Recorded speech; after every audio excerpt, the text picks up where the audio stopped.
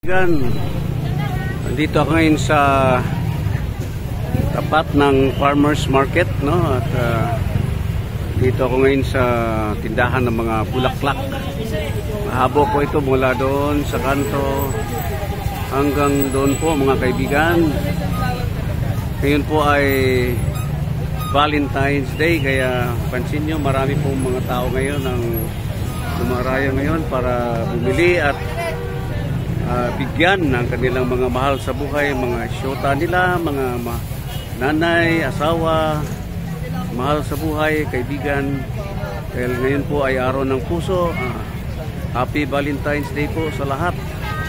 Okay, so kung kayo ay nais na magbigay ng bulaklak, pwede kayo pumasyal dito sa farmers market, no? Malapit, katapat to ng farmers market, no? Yan, malapit din po siya sa gateway, mga kaibigan. Yan po ang gateway. So yan po ang palatandaan. Malapit din po siya sa dampa.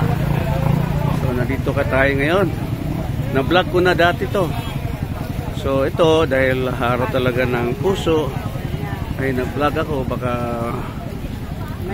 may bala kayong magbigay sa mga inyong mahal sa buhay. Pasyal na kayo dito, mga kaibigan. Yan, meron silang mga iba't ibang klaseng bulaklak, may mga roses, pero po mga local na imported na mga bulaklak po, mga iba galing pa sa Poland, galing sa Europe, galing sa China, at kung saan bahagi ng mundo po. Okay, yan, madam, marami po talagang bulaklak dito, naka-ready na dahil araw po ng puso. Andun po yung mga roses, may kulay puti, may pink, may dilaw, may pula. Top seller po lagi ay pula at puti. Okay, so pasyal kayo dito, mga kaibigan, lalo na itong araw ng puso.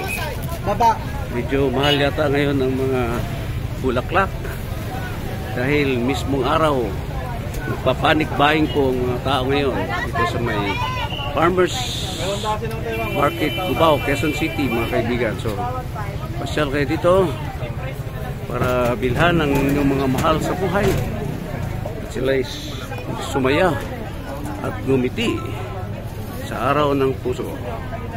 Okay, so yan, no? Tika tayo ito, dami mga bulaklak. Yan, no?